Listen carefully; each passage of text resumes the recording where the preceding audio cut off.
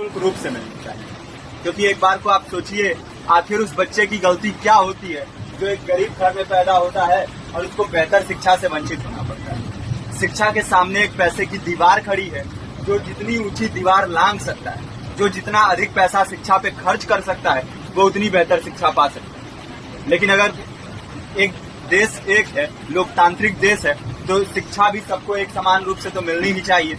आज परिस्थिति ये है कि एक तरफ तो प्राइवेट स्कूल हैं जो लूट के अड्डे बने हुए हैं, वहां पे आप एडमिशन कराने जाएंगे तो सिर्फ एडमिशन के नाम पे ही आपको 10,000 20,000 रुपए देना होगा। और कमीशन खोरी का ऐसा धंधा है कि कॉपी, किताब, टाई, बेल्ट, ड्रेस, जूता कहाँ से खरीदना है ये आप नहीं तय करेंगे वो प्राइवेट स्कूल वाले। यानी आम लोगों की मेहनत की आखिरी कौड़ी उनके जेब से वसूल लेना चाहते हैं। और दूसरी तरफ सरकारी स्कूलों में न तो पर्याप्त टीचर है, न पर्याप्त बिल्डिंगें। 2019 का ही ये पुराना आंकड़ा है कि हर 100 में से 52 स्कूलों में या तो एक टीचर है या 2 टीचर हैं। और उन्हीं टीचरों के ऊपर जिम्मेदारी थोप दी जाती है कि जनगणना करो, मतगणना करो, पशुगणना करो, तमाम काम करवाए जाते हैं। और 19 के बाद से तब से कितने टीचर रिटायर हुए होंगे और 18 के बाद से कोई टीचर की वैकेंसी भी नहीं है। आप खुद भी सोच सकते हैं ये परिस्थिति और कितनी बिगड़ी है। इसीलिए हम लोग ये मांग उठा रहे हैं, चाहे कोई राष्ट्रपति का बच्चा हो या किसी मजदूर का, सबको शिक्षा एक समान मिलनी चाहिए और निःशुल्क रूप से मिलनी चाहिए। प्रेमचंद ने अपने दौर में भी कहा था कि एक सभ्य समाज में ऊंची से ऊंची तालीम मुफ्त होनी चाहिए और इसका पूरा खर्च गवर्नमेंट को उठाना चाहिए, क्योंकि हमारे देश को फौज से ज्यादा आवश्यकता तालीम की है। और शिक्षा से जुड़ता हुआ ही दूसरा मुद्दा हम लोग उठा रहे हैं। दूसरा मुद्दा है रोजगार का। रोजगार की परिस्थिति ये है कि आज सरकारी सेक्टर हो या प्राइवेट, सब कुछ ठेका संविदा के हवाले किया जा रहा है। परमानेंट नौकरियां लगातार घटाई जा रही है। इसी रेलवे में 1995 के आसपास लगभग 18.5 लाख कर्मचारी काम करते थे, लेकिन आज उनकी संख्या 12 लाख है।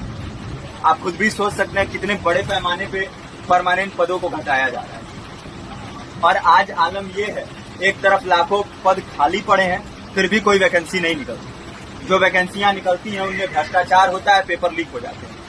RO, UP police, BPSC, SSC, CGL, ऐसे तमाम पेपर लीक हो चुके हैं, आप लोग भी जानते हैं। अभी नीट की धांधली में ये पता चला कि एक एक पेपर 30 लाख से 50-50 लाख रुपए में बेचा गया। हम और आप तो ये पैसा नहीं दे सकते।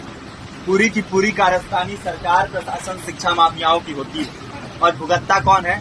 आम घरों के लोग, जो लोग सालों साल तैयारी करते हैं, दिन भर में 10-10 घंटे, 12-12 घंटे पढ़ते हैं। और इतनी कड़ी मेहनत के बाद, सालों साल की मेहनत के बाद उनके हाथ लगती है तो सिर्फ हताशा, निराशा, अवसाद।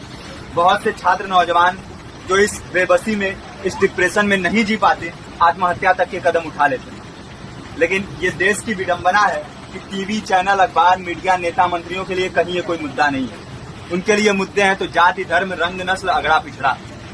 आज जब पूरी परिस्थिति इतनी भयावह है तो ये जरूरी है कि लोगों के बीच में जाया जाए, लोगों को संगठित किया जाए और एकजुट किया जाए।